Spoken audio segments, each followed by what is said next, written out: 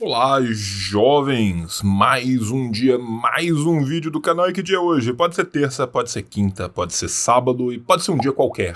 Pode ser octofeira, não sabemos. O que sabemos é que isso é um canal de YouTube. Então o que você faz? Você liga o sininho e já fica curtindo tudo, já fica preparado para os próximos vídeos. E esse canal é o fruto do trisal proibido! De quem? Eu, João, minhas redes na tela, seu Rafael Corrêa, melhor editor de vídeos do Brasil, redes de Menino Rafa pela tela inteira e Dona Nune, melhor capista, melhor artista gráfica, melhor tudo. Redes de Dona Nune. Então fique aí. No final eu volto. E quando eu voltar, vai ter milhões de cupons no paraíso do cupom. Mas antes uma coisinha. O tio sorteia 70 livros por mês. Você quer concorrer?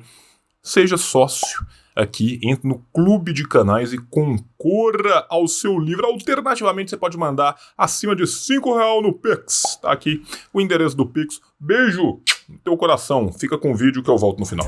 Falha e falhará. Falha, falha e falhará. Falha, falha e falhará. Nós vamos convidar agora o João Carvalho e o Douglas Barros. Boa tarde. Boa tarde, gente. Acho que o Douglas ainda não chegou, mas está chegando. Né? Então, em meu nome e em nome do Douglas, eu agradeço o convite. É um prazer para mim estar aqui. Já é minha terceira vez. Né? E muito feliz de estar de volta, ainda mais para falar do Menino Fanon, que é o foco das minhas pesquisas. Olha, João, antes de entrar no ar, estava falando um pouco com a Mari à tarde também sobre Fanon. O Fanon, quando você entra no mundo de Fanon, é uma descoberta, e é uma descoberta que se surpreende cada vez mais. E eu, quando li agora eu tinha lido alguns artigos, eu tinha lido na versão francesa já. Agora, quando eu li, eu falei, não, isso aqui é o laboratório do Fanon. Os escritos políticos que nós estamos aqui a lançar, e em nome da Ivana Jinx, da Marina, agradeço a Boitempo por por esse espaço de podermos lançar essa obra também. E eu queria colocar, João, uma questão que tu poderias introduzir, eu achei importante esse diálogo, contextualizar um pouco quem é Fanon, François Fanon, da mesma forma onde essa obra está sendo, onde ela foi escrita, o período histórico. Eu acho que era muito importante.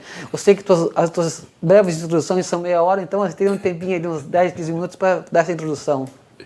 Não, eu prometo que eu vou tentar fazer uma introdução, né, menor do que 32 horas de Fanon, né, mas agradeço muito a oportunidade de falar do Fanon, porque eu sou estudioso de Fanon, eu trabalho com Franz Fanon no meu doutorado, né, e é sempre para mim um prazer incomensurável falar do Fanon, porque o Fanon é um autor que é extremamente profícuo, né? Assim, ele é um autor que morre com 36 anos, mas que deixa uma obra gigantesca nesse período tão curto de vida que ele teve. Mais ainda, né? Ele deixa não só uma obra gigantesca, mas também uma vida dedicada à revolução, que eu acho que é muito interessante a gente falar. Eu vou falar assim muito en passant, né? Quem foi Fanon e o que Fanon fez, para depois situar os escritos políticos, né, que além de ser uma obra importantíssima, ficou belíssima. Fica os parabéns aqui a Ivana, ao Kim, a todo mundo da Boitempo, né, que fez esse espetáculo de livro, que agora a gente tem acesso a ele em português, né.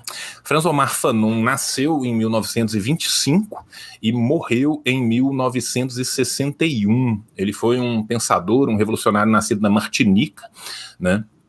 Ainda à época protetorado francês, que serviu o exército francês durante a Segunda Guerra Mundial na luta contra o nazismo. Vai ser, inclusive, durante esse período em que ele serve o exército francês, que ele vai se aperceber em loco, né, que o exército francês era muitas vezes tão racista quanto, ou ainda mais racista do que aqueles que eles combatiam, né? Depois de sair do exército, ele vai estudar medicina em Lyon, vai se especializar em psiquiatria, né? Mas além da medicina, o Fanon estudava profundamente as humanidades, né? E durante seu período de formação ainda em Lyon, ele frequentou o curso do Jean Lacroix, do Merleau-Ponty, né? Se inserindo ali, participando do que havia de mais avançado nas discussões contemporâneas das ciências sociais dentro da França, né? A biblioteca que Fanon nos legou, né, nos conta que ele era um leitor muito atento de Hegel, de Marx, de Lenin, de Kierkegaard, de Husserl, de Sartre, e principalmente de Mao Zedong, de Ho Chi Minh e de vários outros diretamente ligados nas lutas anticoloniais. Bem, vai ser quando o Fanon se aprofunda, né, no conceito da alienação em Hegel e da alienação em Marx, que ele vai escrever em 1952, o Peau Noire Masque Blancs, né, o Pele Negra, Máscaras Brancas, que deveria ser o livro que o daria a sua obtenção de doutoramento, né? Esse livro não será aceito, esse texto não será aceito como o seu doutorado, ele será forçado a escrever um outro texto técnico, mas seria o seu primeiro livro lançado. Né? Depois de terminar os estudos, o Fanon se muda para a Argélia, onde ele vai clinicar até 1956 na clínica de Blida-Joinville. Né? Vai ser nesse contato diuturno que ele vai ter com os horrores da situação colonial, dessa alienação patologizante da realidade da colônia, né? Que ele vai se engajar na luta pela independência argelina. Né? Aqui a gente pode se lembrar da carta clássica ao governador-geral que Fanon escreve em 56, quando ele se desliga do hospital, porque ele diz que é uma insanidade você tentar clinicar o indivíduo e devolver ele a uma realidade que é completamente patologizante, alienante, né? Ele vai falar dessa psicopatologia do tecido social. Né? Uma vez que ele se torna militante da Frente de Libertação Nacional Argelina, ele vai se tornar um representante do governo provisório, né? E vai figurar como diplomata da Argélia em diversos encontros, né? Entre os países africanos e aqueles do chamado Terceiro Mundo, lembrando aqui, né, que nós estamos sob a égide, né, não apenas das lutas anticoloniais, mas também já, né, do movimento terceiro mundista pós-conferência de Bandung. Né? Vai ser nesse período que ele vai escrever um título dele que ainda não tem tradução para o português, mas que caso alguém consiga ler em francês, eu recomendo muitíssimo a quem puder, que é o L'Ensemble de la Révolution Algérienne, né, o ano 5 da Revolução Argelina. Né, e também vai ser durante esse período que ele vai escrever seus vários artigos para o El Mujahid. O El Mujahid era o periódico oficial da Frente de Libertação Nacional Argelina, artigos os quais compõem exatamente este livro que aqui estamos falando hoje. Opa, deixei cair aqui. Bem, esses artigos vão ser compilados numa antologia que já vai sair. Os artigos do El Mujahid, parte deles são compilados numa antologia que sai ainda durante a década de 60, pouco tempo post-mortem do Fanon, que é o Pour la Révolution Africaine, Écrite Politique, né, que sai também numa versão em português de Portugal, né, muito rara, que inclusive o Hortman um dia achou no Alfarrabia em Lisboa para me matar de inveja e loucura. Né, o dia que ele me mandou essa foto no Telegram, eu fiquei felicíssimo desse livro ter sido recuperado, porque é um livro raríssimo, né? Livro esse que depois foi republicado já em português. Esse livro foi republicado tanto pela Nova Cultura como pelas Ciências Revolucionárias ou por uma Revolução Africana, que tem textos muito interessantes. Porém, os outros textos dele, da época do El Mujahid, que são textos que eram de mais difícil definição de autoria, eu vou entrar nessa questão da autoria depois, eles foram compilados a posteriori pelos editores desse texto, né? Entre os editores desse texto, o Pirelli, e quando a gente fala o Pirelli, é a marca de pneu mesmo, gente, é o filho bastardo da casa da marca de pneu.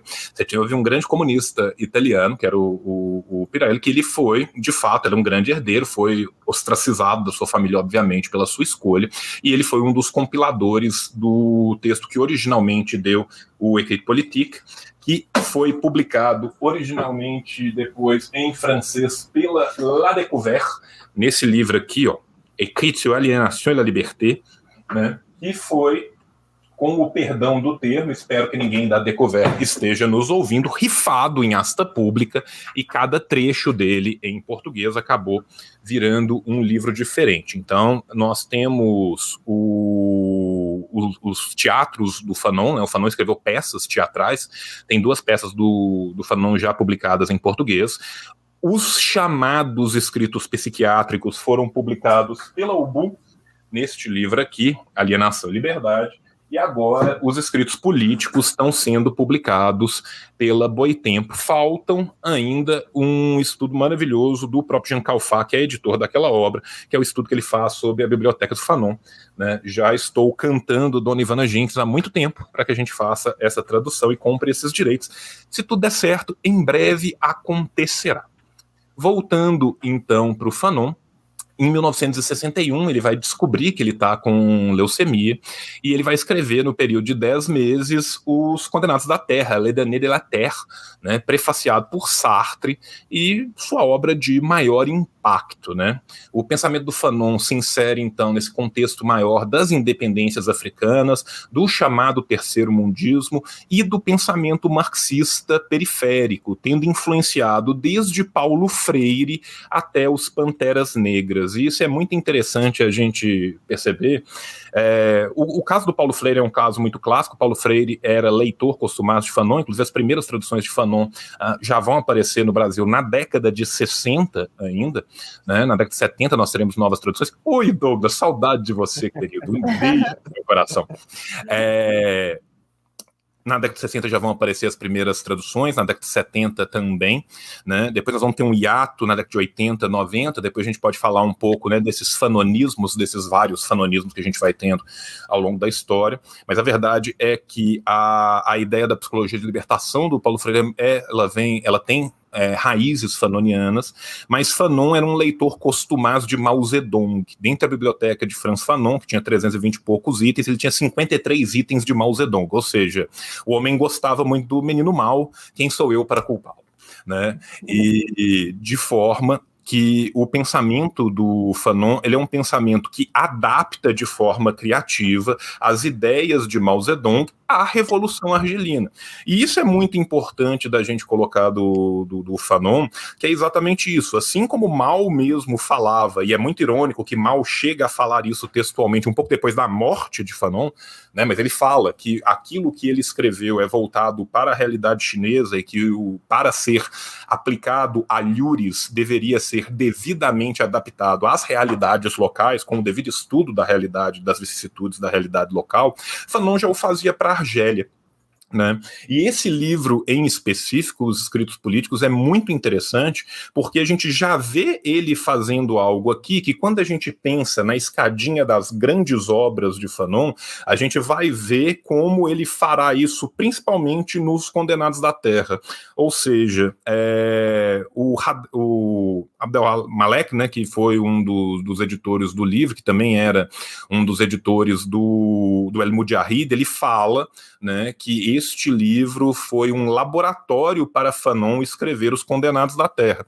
E eu, de fato, concordo com ele, porque quando a gente vê nos artigos, principalmente de 58, 59, 60, ou seja, os artigos justo anteriores, né, ao que catalisaria a descoberta da sua leucemia, a urdidura do Condenados da Terra, a gente já vê muitas coisas que estão aqui nesse livro, nesses artigos do El Mujahid, que depois vão acabar desaguando novamente naquilo que é a obra mais famosa do Fanon, né? A obra do Fanon é uma obra que é perpassada pelo problema político e, obviamente, também pelas questões de reconhecimento, né? Exatamente numa busca de uma apreensão mais ampla das totalidades que performam a situação colonial. Quando a gente vê o Fanon falando de situação colonial, aqui a gente esquece muitas vezes uma das que foram as importâncias mais influentes do Fanon, que é o Balandier. Georges Balandier é um sociólogo francês que falava muito sobre a situação colonial africana e que Fanon era um leitor costumado de Balandier, como nos prova sua biblioteca, bem como as diversas citações que a gente tem, e a gente vai ter citação de Balandier lá no começo do Fanon, em Peles Negras, Máscara Branca, e lá no final do Fanon, em Condenados da Terra, porque Fanon, ele procurava muito entender a dinâmica entre as questões de identidade, identitárias, e as questões políticas e como que elas se ligavam umas às outras, tentando entender a busca da identidade nas suas distintas matrizes, nos seus distintos formas, né?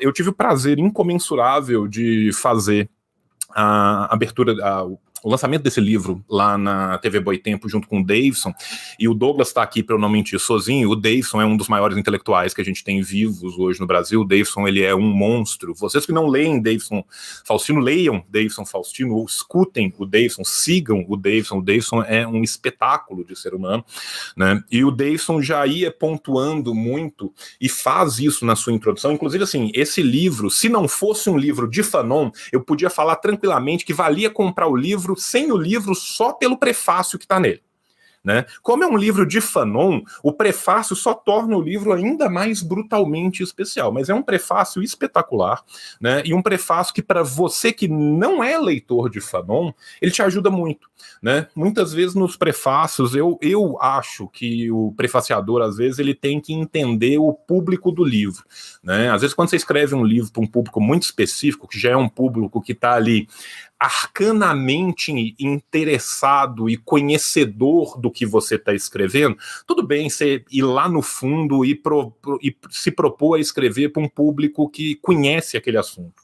Mas quando a gente está falando de um livro, igual esse livro está saindo pela Boitempo, que saiu no Clube do Livro, que para muitas pessoas vai ser o primeiro contato direto com a literatura fanoniana, uma vez que o mercado editorial não vem ajudando o crescimento de Fanon, crescimento esse que é orgânico, que vem acontecendo nos movimentos da classe trabalhadora há pelo menos 15 ou 20 anos no Brasil. Douglas está aqui para falar disso também. Douglas cresceu num movimento onde ele leu Fanon muito antes de talvez conseguir entender o Fanon que ele leu, né? Igual a gente, igual os Panteras Negras faziam, né? Então, assim, este é Fanon. Fanon é um homem plural, né? É um homem que bebe de diversas fontes, é um homem que nunca se furtou às querelas do seu tempo.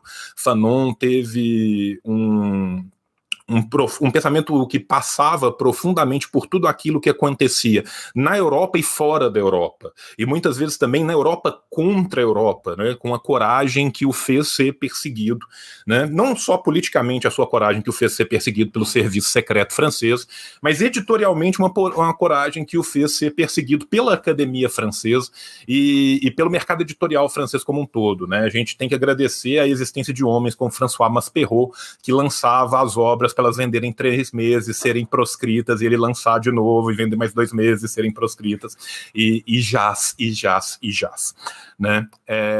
Tem um bom tempo que eu tô falando aqui, eu acho que eu já tô passando os meus 10, 15 minutos. Como o Douglas chegou, eu vou abrir para vocês, se vocês quiserem depois eu complemento mais alguma coisa, mas essa é uma primeira introdução para vocês entenderem quem foi François Fanon, aonde Fanon tá inserido e qual é o mote da sua obra, qual é essa liberdade, esse homem novo que Fanon está buscando. Muito bom, João. Você tocou em vários pontos que a gente vai querer, sim, destrinchar aí ao longo do programa, né? A própria obra que a gente está aqui divulgando hoje já deixa muitas deixas aí para gente. E boa noite, Douglas. Chegou aí para nossa conversa. Como é que você está? Eu estou bem. Espero que vocês também. Eu cheguei um pouquinho atrasado, mas foi... boa noite, né? Então, eu tenho 15 minutos para falar isso? É isso? A gente quer começar a dar uma destrinchada um pouco na obra. Eu vou fazer, então, uma pergunta e vocês fiquem à vontade aí para comentá-la. Tá. Eu tive a oportunidade, né, de ler esse agora, Os Escritos Políticos do Fanon, que está saindo, e dá para ver que ele coloca de forma muito enfática assim, a questão da independência do povo argelino, né, do direito ao seu próprio território, e que essa França colonial insiste em manter assim, um projeto próprio nacional para a Argélia na base de violências sistemáticas, né, e cotidianas. E o Fanon toca assim, ele coloca assim, a contradição sobre essa França que então inaugura o Estado-nação aí na modernidade e essa França que tem essa prática colonial na Argélia. Como é que a gente pode pensar assim essa questão? Tá, eu vou primeiro lugar, tá, é um grande prazer me encontrar aqui, ter recebido esse convite, né, para falar de um autor fundamental, num momento fundamental, inclusive, da sua produção. Então, já quero deixar evidenciado meus agradecimentos, meus pedidos de desculpa, meu querido Carlos, tá? Eu confundi os horários, mas, enfim, ainda bem que eu olhei o WhatsApp, coisa que eu não costumo muito, né, que eu estou de mudança, enfim, consegui chegar no horário. Então, eu já quero deixar os agradecimentos ao Brasil 247 também. Eu quero insistir também que é uma grande honra compartilhar essa fala com o João Carvalho, né, que é um dos amigos mais eruditos que eu tenho a honra de ter, né, e também partilhar aqui com a Mariana, que eu estou conhecendo agora, viu, Mariana? A gente não conseguiu nem falar nos bastidores pelo meu atraso. Então, para começar a tentar te responder, na verdade, eu quero situar o Fanon no tempo histórico, mas de maneira muito mais rápida que o João fez, né, porque eu gostaria mesmo de falar mais dos escritos políticos, né, que fazem parte desse momento de transição. Né? Então, de saída, assim, eu gostaria de deixar algo evidente, assim, que não é bom analisar um autor em fases estanques, né, como se uma hora ele fosse um e no outro momento ele fosse totalmente diferente. É muito mais produtivo quando a gente entende dentro do percurso do autor o desdobramento das suas ideias. Né? Então é isso que eu proponho no primeiro momento, de a gente ver os escritos políticos uma fase de desdobramento político mesmo do pensamento de Fanon. Mais interessante ainda é quando a gente situa sua produção com sua militância. Então, nesse momento, o Fanon está radicalmente engajado no movimento da negritude, ao mesmo tempo que se torna uma figura importante na Revolução Argelina. Então, o que a gente está vendo aqui é um pensamento vivíssimo que está umbilicalmente ligado à sua produção, que também é cheia de força e vigor, que somente a luta radicalmente política de transformação social possibilita. Então, ele escreve esses textos para o El Mujahid, né, que é um órgão importante da Frente da Libertação Nacional, e aqui ele já está sendo perseguido, já, como bem lembrou o João Carvalho, ele já está cheio de agentes na cola dele, e nesse momento ele vai ser colaborador ali de 57 a 60. Qual o interesse aqui? Ver como as conclusões do Fanon acerca do racismo vão se articulando com suas análises sobre o colonialismo francês. Mas também a gente se liga com o desenvolvimento da luta pela libertação nacional, como o desenvolvimento da luta pela libertação nacional do povo argelino vai ser um grito legitimamente violento contra a violência colonial, que era terrível e praticamente escravizadora, né, da França. É muito interessante, é muito singular o percurso do Fanon na França, porque o Fanon ele vai, de fato, deixar muito receosas as autoridades francesas, e quando a Argélia consegue a independência, simplesmente a França esquece que foi colonizadora. Né? E aí, para esquecer que foi colonizadora, ela precisa também esquecer e erradicar o pensamento do Fanon da França. Né? E isso vai ser muito interessante como um destino da obra do Fanon, porque ele vai ser erradicado da França, ao mesmo tempo que ele vai ganhar os movimentos do terceiro mundo, né? Os movimentos políticos sociais do terceiro mundo. Então, o Fanon, aqui, voltando um pouco para a obra, ele tem uma forma de escrita riquíssima, né? Uma delicadeza que talvez tenha se formado na sua verve de ensaísta, e ele sempre vai demonstrar dialeticamente a organização e a formação do movimento internacional dos países colonizados e do terceiro mundo. Ele vai demonstrando como, se a gente ler um pouquinho atento, a gente vai ver como isso vai se tornando uma aliança que vai se formar de uma maneira muito bonita naquele período, né? Muito ligada às lutas socialistas daquele período. Então eu sou muito suspeito para falar da escrita vigorosa do Fanon, né? Mesmo porque ele é um dos meus grandes autores. E essa edição da Boitempo, ela não está só bonita, como também, e aí ainda bem que o João já falou, né, chamar atenção para o prefácio do meu mano Davidson, que está finíssimo, né, uma coisa muito interessante mesmo, e assim, é um prefácio que tem esse título, é honrável chamar ele com esse título, porque de fato foi o que o João falou, ele coloca aqueles que estão distantes da discussão fanoniana próximos de Fanon. Então, os escritos políticos é uma fase decisiva na escrita do Fanon. O que a gente vê nesses escritos é esse trabalho de agitação política, ao mesmo tempo que a gente percebe o seu olhar atento de ver nas lutas a possibilidade de algo que é muito interessante, que é a cura revolucionária do racismo, né, e a sua alienação constitutiva. Então é nesse ponto que eu quero que eu vou tentar encaminhar a sua pergunta, Mariana, né, porque eu quero que a gente pense na forma como isso vai se construindo, né, não só paralela ao seu pensamento, mas como esse pensamento também tem a ver com essa luta política, que é o seu palco, né? Então, agora, o que qualquer leitor mais atento vai se perguntar, e é isso que talvez a gente queira, é por que ler essa obra? Né? E eu acho que a resposta só pode ser aquela segundo a qual uma obra nos ajude a repensar os problemas da nossa atualidade. E é aqui que, para mim, os escritos políticos têm algo de fundamental. Né? Ele nos ajuda a entender a dimensão racialista encravada na sociedade democrático-liberal, que nunca sequer supôs a superação racial, pelo contrário, articulou a racialidade aos próprios dispositivos e instituições que a mantêm. Então, no momento de ascenso do fascismo em nível mundial, é bom lembrar que a dimensão fascista da vida sob domínio burguês tem muito a ver com a racialização da vida social. Isso é uma das coisas que eu acho que fica ali, que pega nesses escritos. E é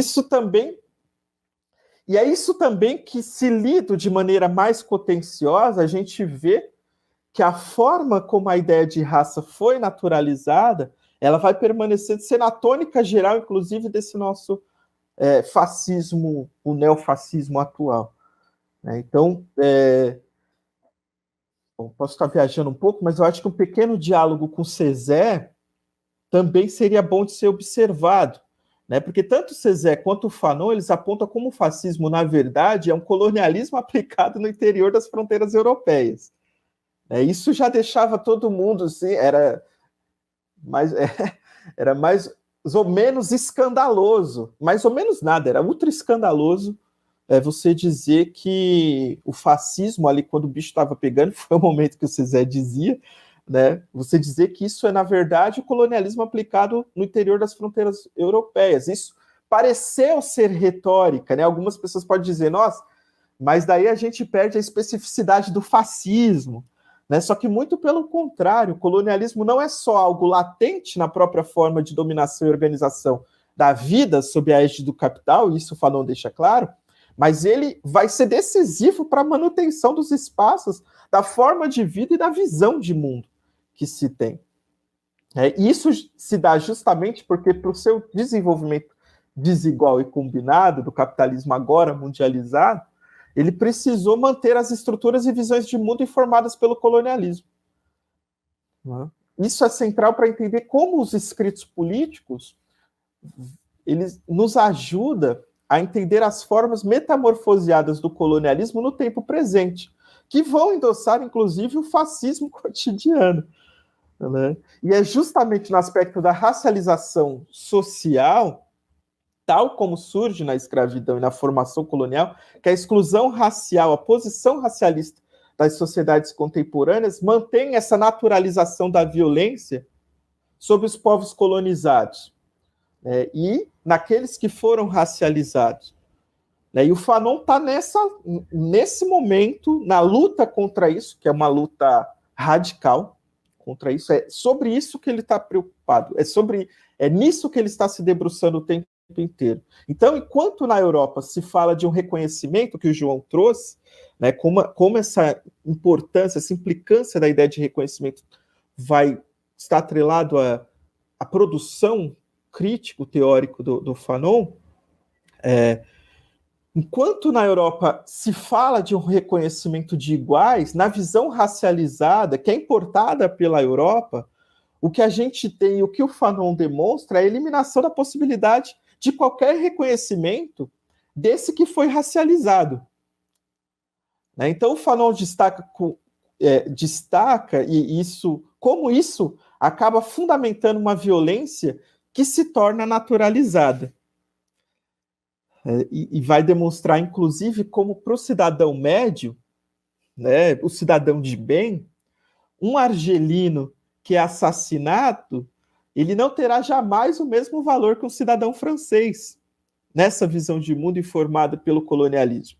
Agora veja como isso é algo atualíssimo, né? Quando a gente olha para a vida atual, e a gente percebe que os resultados dessa política, dessa estruturação de visão de mundo, que foram determinantes para a forma como a gente mesmo enxerga as relações atuais, elas mantêm o processo de violência colonial porque se mantém a própria estrutura que informa esse processo de violência colonial, que foi informado pelo processo de violência colonial. Né? Então, essa forma de encarar a realidade, que pode ser vista até os dias de hoje, né, essa forma racista ou racializada, ela informa também uma virtualização de uma política de guerra. Então, a gente lembra que as mortes ocorridas em qualquer periferia do capitalismo, elas são menos importantes do que as mortes das áreas centrais. Então, a validade do pensamento do Fanon, a atualidade está nisso. Né? A morte de um negro na periferia do capitalismo é menos importante do que a morte de um branco, e assim sucessivamente. Né? E, então, assim, muito se fala hoje, por exemplo, quando a gente pega os escritos políticos e olha pela nossa janela, vai se falar de um retorno fascista, mas muito pouco se diz sobre como a noção de raça implica e implicará, enquanto existir, o desenvolvimento de uma vida fascista e de uma abertura para a política fascista. E a violência contra os povos do terceiro mundo que se tornou... E aqui é muito importante, essa violência contra os povos do terceiro mundo, do mundo subdesenvolvido, ela é propriamente uma forma de governo, ela não é algo alheio, externo, ou que um dia chegaremos lá se a gente imitar os europeus bonitinhos. Né? Ela já é, por si, uma própria forma de governo, de lidar com esse excedente necessário à manutenção das relações capitalistas. E é isso que temos que nos dar conta nos escritos do Fanon. Né? Como eles são aqui fundamentais, porque as formas de escrita, as formas dos escritos nos dá... nos demonstra, nos faz interpretar como a manutenção do colonialismo efetivou as formas de dominação, inclusive de classe. Então, se a gente olhar para o desenvolvimento histórico do século XX, a gente vai perceber que o dispositivo racial ele vai ser sempre acionado como um debelador de crises. Então, o que o Fanon nos ensina é que a nomeação de um indivíduo pelo significante racial, e aqui tentando fazer um diálogo com sua obra, com todas as suas obras, né, com o seu desdobramento teórico, o que ele nos ensina é que a nomeação de indivíduo pelo significante racial e toda a redução de sua subjetividade a esse aspecto singular de uma diferença produzida, elas visavam providenciar um controle que servisse à manutenção do sistema capitalista. Então, o que a gente percebe é que na vida eternamente pré-fascista, da normalidade burguesa, a gente vai chamar de progressista a inclusão ao consumo daquele que foi racializado ou aquele que chegou, né? Ele conseguiu. E muitas vezes a gente esquece como essa diferença racial foi fundamentada para a exploração e opressão de grupos humanos que cada vez mais hoje se tornam excedentes, excessivos de desempregados e vão sendo jogados de um lado para o outro, como refugiados, imigrantes ilegais ou vagabundos, desempregados que não conseguem ser absorvidos pelo mercado de trabalho. Então, veja, é esse processo de identificação, a limitação à identidade artificialmente criada, é a ideia de um complexo inato para centenas de povos, né? Os outros povos todos têm complexos inatos, né? É um tipo de forma de essencialmente limitar o indivíduo e prender ele a essas categorias fixas pelo olhar do colonizador. Então, é isso que é a marca distintiva da presença colonialista na vida e cotidiano sustentado pela ideia de raça. Então, a violência dessa forma sempre foi a tônica nas sociedades do terceiro mundo, né? Seja pela violência policial, seja pelo assassinato do Estado, né? Seja pela prisão, né? E pelo assassinato de qualquer um que lute contra esse estado de coisas. E veja o quanto isso é radical, porque deixa claro para nós que a democracia liberal suporta com tranquilidade o fascismo, porque ela própria é evada de espaços racializados para controle e demarcação de sua ordem, né? Principalmente para além das fronteiras higienizadas da Europa. Então, o que os escritos permitem que a gente pense é algo de uma implicação muito importante. Eu posso estar viajando um pouco, mas eu consigo depreender dele a ideia de que a crise do capital torna a jogar os indivíduos na busca de uma identidade imóvel, de um lugar fixo, evado de características singulares, né? Quer dizer, a crise do capital renova o pensamento de uma identidade cultural, racialista e religiosa que precisa se livrar do outro, desse outro. Isso impede, como o João lembrou, a categoria de reconhecimento, isso impede qualquer reconhecimento, né? Então, as crises do capital reativam a noção de raça superior, que, a bem da verdade, né, sejamos francos, nunca saiu de moda na Europa, né? Então, é o não outro de fora, uma vez o judeu, outra vez o negro, ou o cigano, o imigrante, o comunista, né? Agora o palestino, né, o muçulmano, que passam a ser vistos como esse nada que precisa sair do nosso horizonte para que as coisas voltem à normalidade. E a gente pode repensar isso hoje, né, como essa mesma estrutura, essa visão de mundo racial impõe a construção do outro como alguém para a gente pôr a culpa. E aí entra o imigrante árabe, o palestino, e aí a possibilidade de racialização, a metamorfose que ela efetiva, é sempre atendendo à demanda de salvação do capital, né? Então a gente sabe, principalmente por meio, agora tentando fazer um diálogo um pouco, já estou indo para o final, tá, gente? Tá? Fazendo um diálogo agora com as outras obras, principalmente com Pele Negra e Máscaras Brancas, né? O Fanon deixa muito claro, por meio da psicanálise, que se uma identidade mantém com o vazio uma relação que não é da generalidade das identidades, quer dizer, o eu com o outro, numa relação aberta, quer dizer, se ela não descobre que a sua própria identidade, que a identidade que ela carrega é uma ilusão subjetivamente necessária, que eu nunca sou aquilo que o outro diz que eu sou, ou aquilo que eu acho que eu sou sempre esse semblante. Se a gente não entende isso como uma ilusão, a gente não consegue entender, a gente não consegue alcançar uma posição de pensar a nós mesmos, né? A nós mesmos por meio do outro, né? E se a gente não vê que a nossa própria formação implica a relação com o outro, a gente não consegue nos ver como sujeitos. E isso tem implicações radicais, que é enxergar o outro como dilaceramento do próprio eu, e inscrever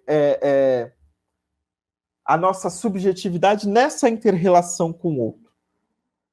Quando a gente não faz isso, que é mais ou menos o processo identitário europeu, quer dizer, a Europa foi determinante, né? A ideia eurocêntrica é essa, né? A Europa foi determinante para a modernização, para o esclarecimento, quer dizer, e com isso você elimina toda a milenar história de outros povos, né? Quer dizer, a China não contribuiu para nada, a Índia, meu Deus, o que é a Índia, né? Como diz o nosso grande mestre Hegel, né? A Índia, esse espaço sagrado, né? Que a gente não entende. Quando a gente não entende essa relação de um outro necessário à nossa própria formação, nós caímos numa patologização da ideia de si, né? Isso é uma patologia, inclusive, do ponto de vista da psicanálise, né? Como o Fanon demonstra no Pele Negra e Máscaras Brancas, são negações imaginárias da realidade, porque acredita que pode conhecer a si mesmo sem fazer menção ao outro, né? E, portanto, vai negar a experiência de trocas simbólicas, de necessidades trocas com o outro.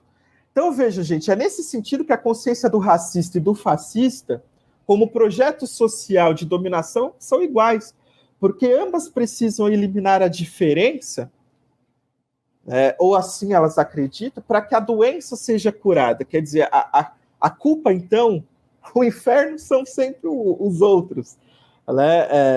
Não que o Sartre esteja falando isso nesse sentido, mas coube a frase. Então, é isso que os escritos políticos do Fanon vai mostrando para a gente, né? A conversão à ideia de raça particular é uma das determinações concretas e que permanece como forma política na tradição liberal. Então, a racialidade marca a ideia de democracia representativa. A própria forma democrática está eivada pela ideia de raça. E aqui entra Tocqueville, se a gente quiser. Né? Tocqueville, lá no início do século XIX, ele falava, olha, os Estados Unidos não tem jeito, né? Porque enquanto eles não superar essa ideia de racialidade, aquilo vai ser uma bomba relógio. Então, então é isso, né? A própria forma democrática está eivada pela ideia de raça, enquanto a organização no interior do Estado impõe a divisão dos indivíduos pelo critério racial. Então, o próprio fascismo ele só se oculta quando não há qualquer risco social. Né? Qualquer crise, ele se mantém ali escondidinho, a gente vai dando jeito aqui e ali, né? O cidadão de bem fica quietinho ali na dele. Né? Então, qualquer crise econômico-social desvela novamente o componente racial como motivo de crise. Né? E tentativa de eliminação da contradição. Então, como eu elimino a contradição? Bom, eu crio um muro megalomaníaco e fecho os Estados Unidos para os mexicanos não entrar, porque eles são os problemas. Eles são o problema. Então, veja, isso se dá porque a própria vida liberal ela é permeada por microfascismo, que torna os apelos identitários o fim último e o motivo de superação das crises. E isso o Fanon está ali, está de forma, às vezes, visível, às vezes latente. A noção de raça é isso, e é isso que o Fanon ensina para a gente. É sempre a ferramenta que visa não só negar a contradição, como contorcer a luta do novo e do velho. Então, essa consciência colonizada e proto-fascista é sempre a de uma revolta que jamais ultrapassa a ordem. Pelo contrário, ela repõe na ordem do dia os apegos gerados por essa ordem, clama por mais ordem pelos apegos e os lugares que a raça é efetiva para cada um. E aí, para encerrar de fato, essa é a principal lição, né, que o Fanon nos deixou. Não sei se eu respondi sua pergunta, Maria, mas a obra do Fanon é inescapável se a gente quiser chegar no nível de compreensão geral das determinações da nossa realidade político-social. Desculpa, eu acho que eu falei pra caramba, mas enfim. Aqui o João... Não, eu fico até feliz, porque o Douglas falando mais do que eu sou o que falou pouco, entendeu? É muito raro, eu fico feliz. Olha, mas João, quer completar, João? Quer completar? Cara, eu tenho algumas coisinhas que eu quero pontuar em cima da fala do Douglas. Primeiro, né, agradecer o Douglas pela fala, como sempre tão candente, e vou aproveitar a fala do Douglas para falar de algumas outras coisas que eu acho que são importantes, até alguns dados que muitas vezes a gente não tem e que é importante a gente colocar para a gente ter noção de certas coisas. Né? Quando a gente fala do Império Colonial Francês, o Império Colonial Francês acabou ontem. Tá? Formalmente, o Império Colonial Francês termina em 1980. Na prática, o Império Colonial Francês não terminou. Né? Vamos lembrar aqui do nosso querido Kwame Nkrumah, né? E vamos lembrar do que é o neocolonialismo e o que são essas independências falsas que muitas vezes são outorgadas pelas metrópoles, né, às suas colônias, aonde são instituídos grupelhos, camarilhas locais, que nada mais fazem do que simplesmente manter o exclusivo colonial sob um novo nome, sob um novo título. Formalmente, o Império Colonial Francês termina em 1980 com a independência de Vanuatu. Djibouti se torna independente em 1977. Tá? 1980, alguns de nós aqui estávamos vivos e é logo ali, gente. Por mais que tenham se passado 50 anos, isso historicamente não é nada. Para além disso, mesmo tendo acabado formalmente o Império Colonial Francês, a França continua a matar líderes africanos depois do Império Colonial Francês, né? Vamos nos lembrar sempre de Thomas Sankara, que ousou inventar o futuro e que foi assassinado a mando do Serviço Secreto Francês.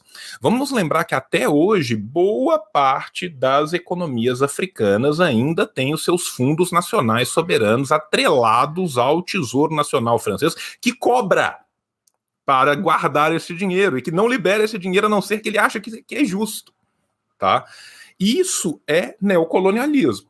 Isso é o colonialismo sob uma outra roupagem, né? Esse império colonial que termina no século XX formalmente, mas que continua vivo no século XXI, ele se inicia no século XVI. As primeiras intentonas colonialistas francesas ainda são em 1500 e pouquinho. A partir de 1530, você já tem planos da metrópole francesa de começar suas colônias, você tem tentativa. No Brasil você tem duas, gente. Você tem no Rio de Janeiro, você tem em São Luís. Né? Na década de 50 do século XVI, né? O que foi o colonialismo francês na Ásia?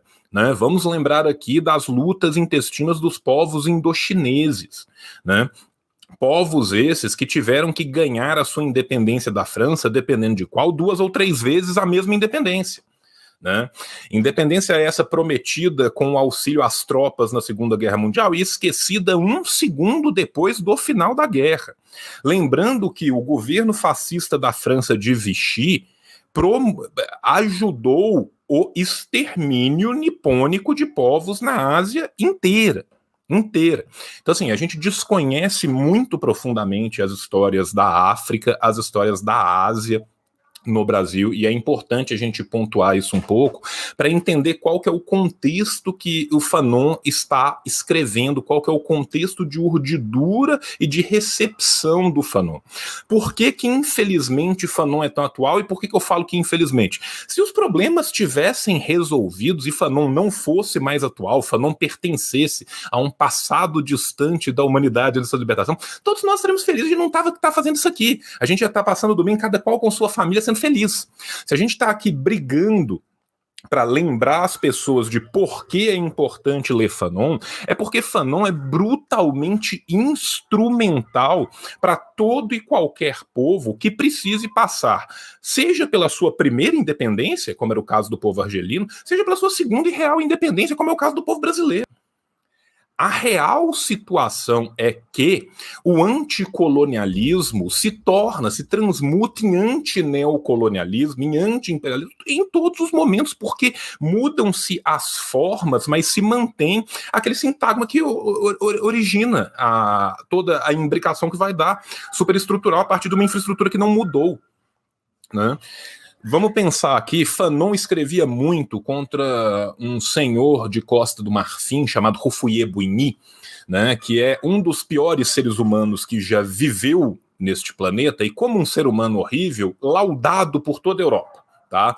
Você vai ver diversas academias, academias de letras, batendo palma para Houphouët-Boigny. Houphouët-Boigny é quase que o Sarney da Costa do Marfim sendo laudado pelas academias de letras europeias.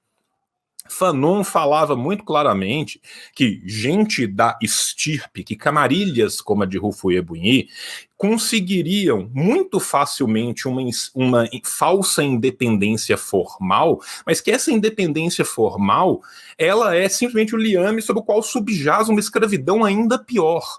Quando Thomas Sankara, na década de 80, ao falar do auxílio à Burkina, fala: quem nos manda alimento não é nossos amigos, quem quer nos ajudar de verdade, nos mande máquinas, nos mande conhecimento, nos mande técnicos, para que nós possamos, de fato, construir a nossa própria, o mínimo que ele está pedindo ali, né? A nossa própria segurança alimentar. Ele está falando exatamente dessas relações de colonialidade que perpassam a neocolonialidade. Então, quando a gente fala do Império Francês e do colonialismo francês, a gente tem que lembrar muito bem que ele ainda existe. Ele morreu formalmente, mas ele existe na prática e ele existe na praxis material.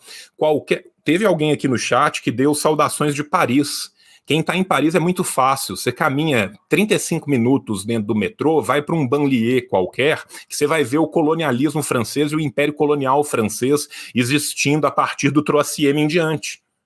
Né? Aquilo ali é a chaga, a ferida aberta do que é o capital, portador de doença, portador de crise, se mantendo numa máquina que mói, tritura sangue, alma, suor e linfa do proletariado do campesinato global. Agora, se na tabela da Pantene esse proletariado e esse campesinato desceu do marrom claro para baixo, aí o pau canta de outra forma. Marx já dizia lá no século XIX que se na Europa se usa máscara, nas colônias o capital caminha desmascarado usando sua pior face. Isso é uma realidade tangível, material. Isso é a prática material quem nos diz. Não é, o fulano escreveu isso, Beltrano escreveu isso.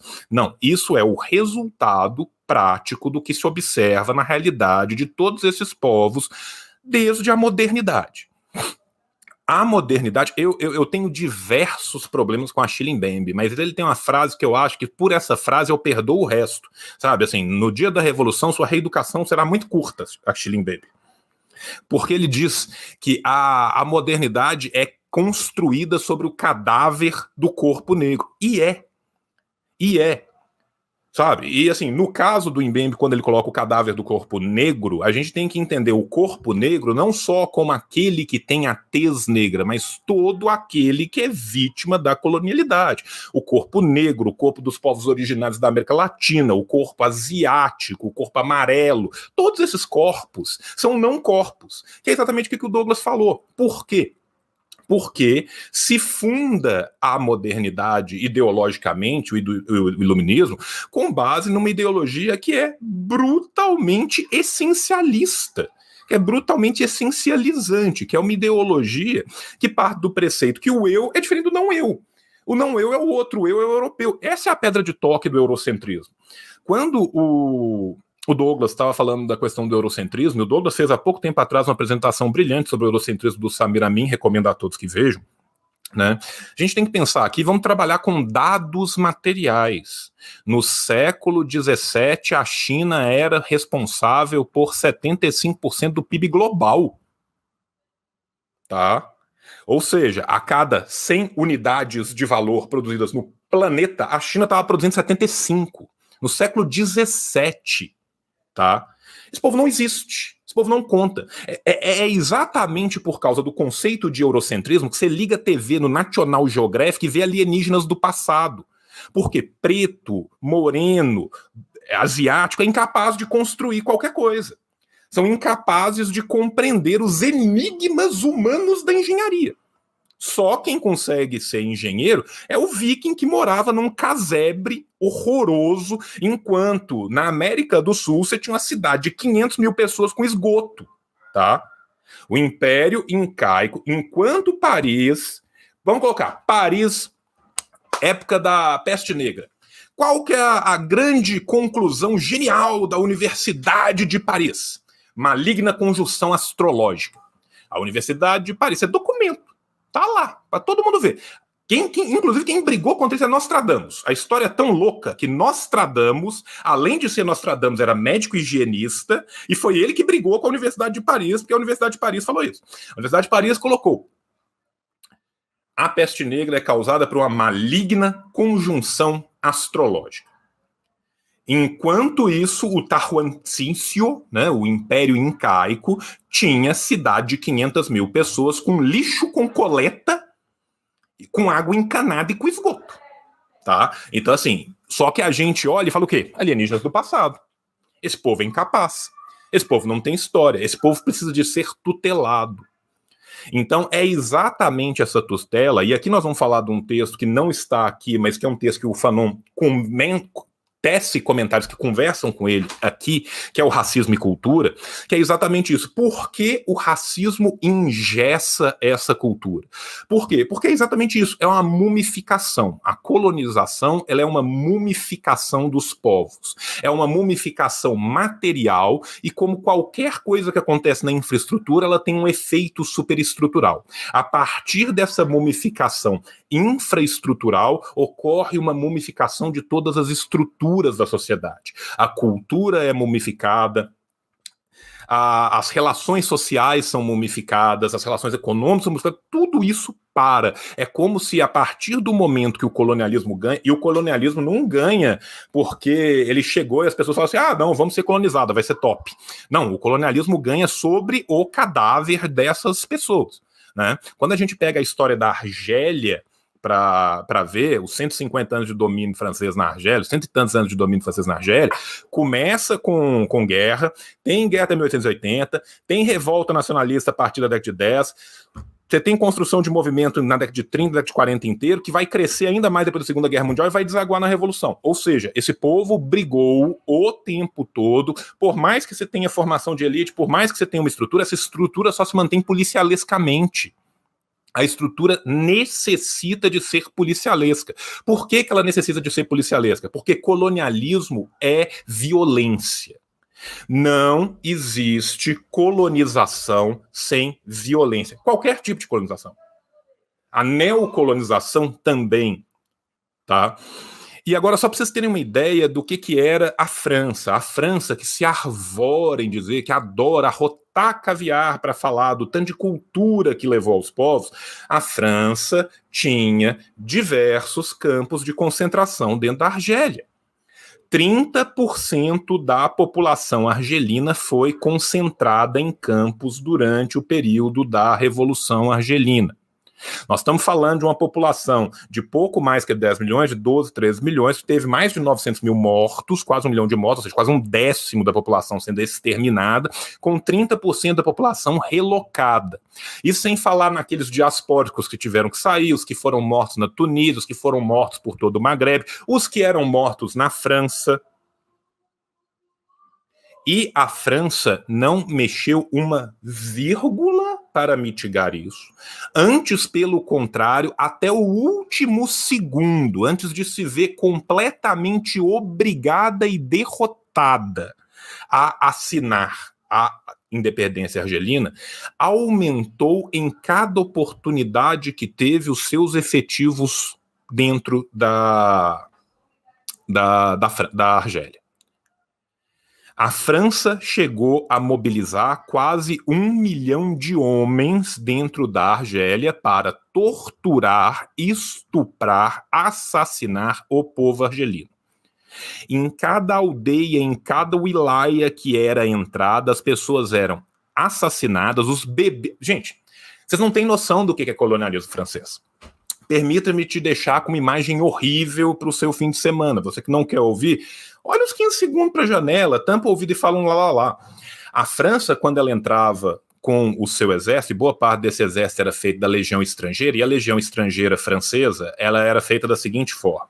Você entrava na França e cometia um crime, os caras viravam e falavam assim, não, em vez de você pagar 5 anos de cadeia, entra aí na legião estrangeira, vai ser top, vamos te dar um salarão. Você passa 3 meses em algum lugar e depois você já volta. Aí o cara passava 3 anos em vez de 3 meses, o salário era uma unha de fome, tá? E no final das contas ele passava mais tempo na legião do que na cadeia, ou ele era morto ou ele fugia da legião francesa. Inclusive o número de fugas da legião francesa é gigantesco. Fanon fala sobre isso nesse livro. Um dos artigos mais interessantes do livro, por sinal.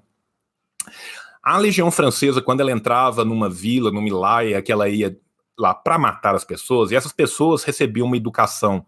É uma educação digna de laranja mecânica, gente. Assim, quando eu falo que elas recebiam uma educação, elas recebiam uma lavagem cerebral continuada por meses para perder a sua humanidade e se tornarem bichos feitos para matar.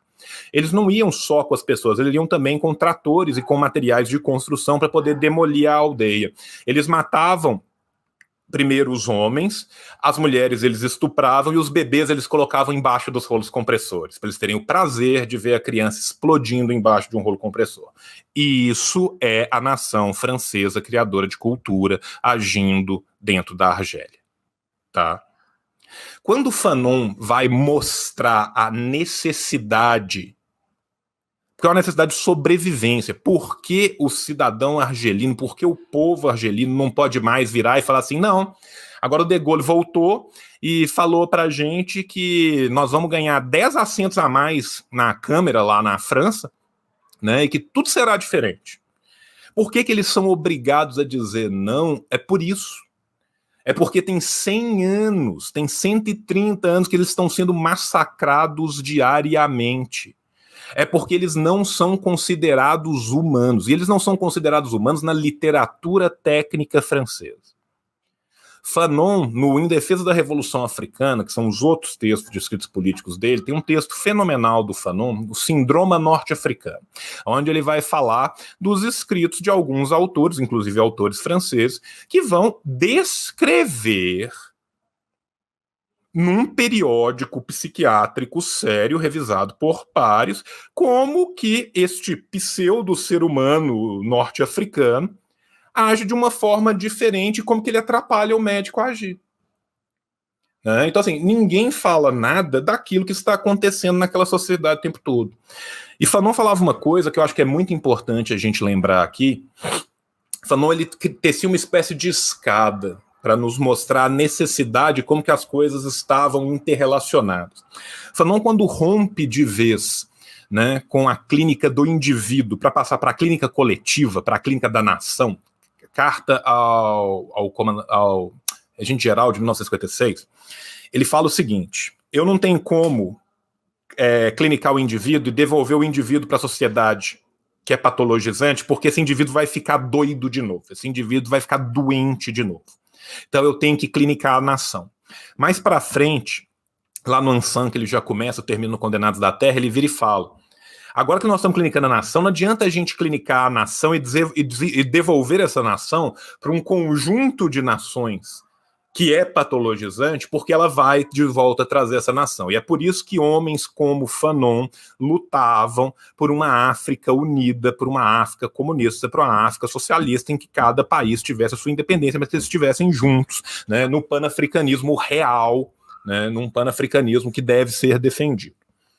Pois muito bem, o que o Fanon está nos mostrando aqui? O Fanon nos mostra aqui o quanto ele entendeu perfeitamente a dialética tanto em Hegel quanto em Marx. O nacionalismo que Fanon luta e a luta nacional que Fanon luta, ela é internacionalista. Da mesma forma que o indivíduo que luta pela nação, ele é um coletivista salvando o indivíduo. Né? A relação entre indivíduo e nação e conjunto de nações, ela é muito análoga nesse sentido. É por isso que a luta nacional de Fanon é uma luta internacionalista. O que não se pode é cair num internacionalismo difuso que renegue as lutas locais, nem se cair num nacionalismo identitário que renegue o internacionalismo. É nesse ponto que Fanon sempre trabalha. E aí entra uma outra carta do livro que é muito interessante, que é o final do livro, que é a carta ao Ali Shariati. Quando Fanon vai dialogar com Ali Shariati era um intelectual da parte esquerda da Revolução Iraniana. Né? Hoje em dia a gente olha a Revolução Iraniana de fora com muito preconceito e sem conhecimento nenhum da Revolução Iraniana e falam ri de bobagem. Né? A Revolução Iraniana foi uma revolução que teve uma disputa interna ideológica gigantesca dentro dela. Né? E meio que as coisas que nem deram tão certo assim, Fanon já meio que avisou lá atrás. Fanon estava com a sua plaquinha escrita, eu já sabia. Por quê? Porque quando ele vira para o Ali Shariati, e fala assim, olha, acho muito válido que vocês queiram reivindicar-se como muçulmano. Isso é muito importante. Aqui na Argélia também se faz isso. A esmagadora maioria da população argelina é muçulmana. Agora, o que me preocupa no rolê é a partir do momento em que ser muçulmano se torne essa individualização essencializante, essa pedra de toque, aonde o ser muçulmano bata de frente com o não ser muçulmano e não existe espaço para o não ser muçulmano. Um beijo para a Arábia Saudita, né? Então, assim, é importante a gente entender o trabalho do Fanon, a obra fanoniana como um todo, exatamente nesses pontos em que ele nos mostra como que as relações dialéticas são muito mais complexas do que elas parecem a um primeiro momento, mas também muito mais abertas à análise do que elas parecem, dependendo do palavreado que é usado ou do ferramental que é usado. O que o Fanon está propondo quando ele fala dessa construção deste homem novo é exatamente este homem que seja nacionalista e internacionalista, que seja muçulmano, mas a favor da existência de absolutamente qualquer outro. O que ele está mostrando é exatamente a possibilidade que existe da complementariedade, ou seja, desse aufhebung de contrários, aonde sobem os termos sem que eles sejam negados absolutamente, sem que haja essa essencialização entre os dois, né? Uma outra coisa que o Douglas falou e que eu vou me permitir pontuar rapidamente para eu fechar e devolver para o Douglas, é a importância do Césaire no pensamento de Fanon.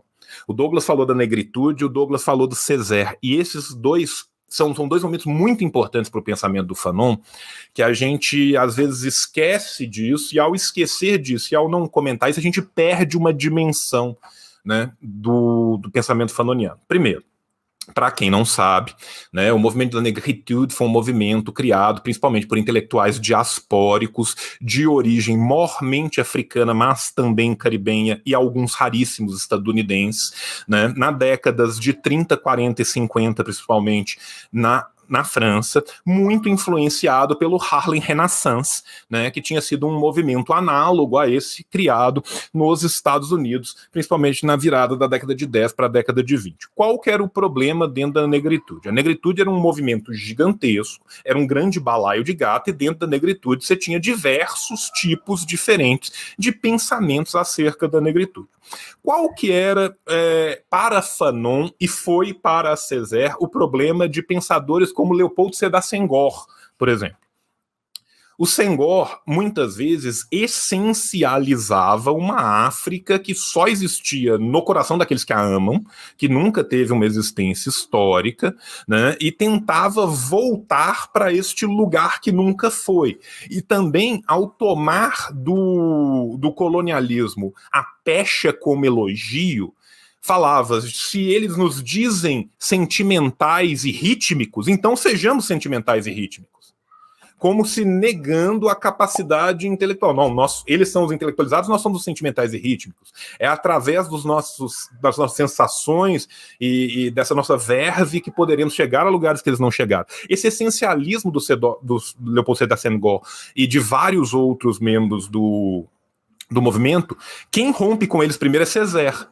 A Aimé Césaire rompe brutalmente com eles a partir do momento que a Aimé Césaire se radicaliza politicamente. Ele rompe com essa essencialidade, com esse essencialismo da negritude, e Césaire volta para Martinica, onde tem-se o seu primeiro contato com o Fanon. Fanon, um pouco depois do tempo, sai, mas Fanon continua leitor de Césaire, e Césaire, na Martinica, era um pequeno deus. Assim. Césaire é o cara que chegou na Martinica em 1940 e poucos e falou assim, gente, é lindo ser negro. Os colonialistas ali, esses filha da puta que chega de navio e fala que vocês são tudo felizes, estão errados. Você ser negro não tem absolutamente nada de errado, inclusive você é lindo. E isso foi uma ruptura brutal para aquelas pessoas, brutal. Tá? Césaire foi muito além disso, mas Césaire devolveu a Martinica à humanidade. Tá? Isso é uma coisa que Césaire fez, que o nome de Césaire vai estar para sempre no panteão dos grandes heróis da classe trabalhadora do universo para sempre. Tá? Césaire é um homem que devolveu a humanidade a um conjunto gigantesco de outros homens e permitiu que outros homens fossem ainda além do que ele foi. Césaire é uma ponte. Césaire é maravilhoso. Leiam Césaire.